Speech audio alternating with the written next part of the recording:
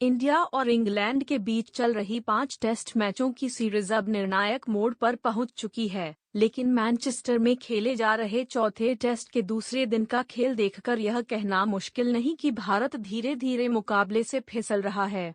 दिन की शुरुआत भारत के लिए बचे हुए विकेटों के साथ हुई, लेकिन यह उम्मीद जल्द ही टूट गई जब बेन स्टोक्स ने एक ही ओवर में 2 विकेट निकालकर भारत को बैकफुट पर धकेल दिया।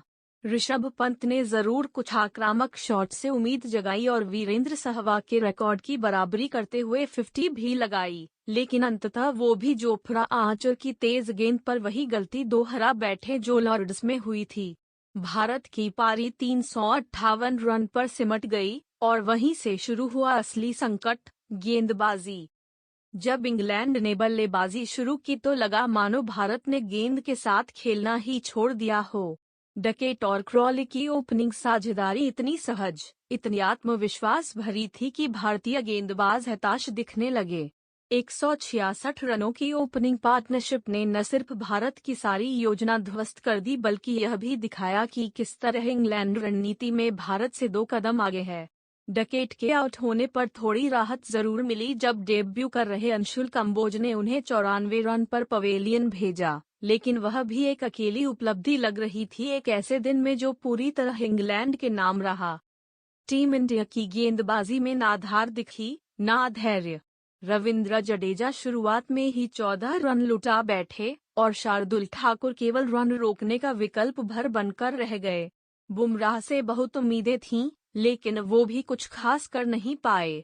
सबसे चिंताजनक बात यह रही कि भारतीय कप्तान ने बेहद देर से स्पिन का सहारा लिया, जबकि पिच पर स्पिनरों के लिए कुछ मदद मिलने की संभावना दिख रही थी। क्या यह कप्तानी में अनुभव की कमी है या टीम मैनेजमेंट का सामूहिक भ्रम? उस सवाल का जवाब अभी अधर में है, लेकिन नुकसान साफ साफ स्कोरबोर्ड पर दिख रहा है। इंग्लैंड दिन का खेल 225 रन पर 2 विकेट पर समाप्त करके न सिर्फ भारत से केवल 133 रन पीछे है, बल्कि उनके पास अब भी जो रूट और ओली पोप जैसे टिकाऊ बल्लेबाज क्रीज पर मौजूद हैं। यह बात भारत के लिए खतरे की घंटी है। अगर अगले दिन सुबह जल्दी विकेट नहीं मिले तो यह मैच जल्द ही भारत के हाथ से निकल सकता है।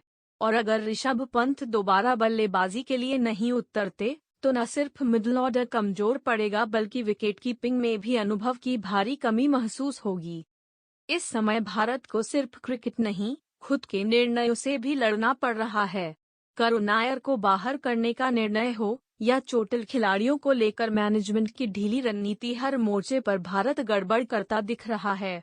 अंशुल कंबोज की एंट्री उम्मीदों से भरी है, लेकिन उन्हें अकेले इस मैच में बदलाव लाने का दबाव देना भी नाइंसाफी होगी। टीम में सामूहिक प्रयास की जरूरत है, वो भी तुरंत और अभी। अगर भारत को ये सीरीज जीवित रखनी है तो तीसरे दिन सुबह से ही आक्रामक और सोच समझकर गेंदबाजी करनी होगी। ये समय नहीं है सेशन जीतने का, पूरा दिन जीतना जरूरी है, वरना एक और विदेशी दौरे पर भारत की हार की कहानी लिखी जा चुकी होगी और यह सीरीज भी 2007 के बाद इंग्लैंड में जीत की उम्मीद को दफन कर जाएगी।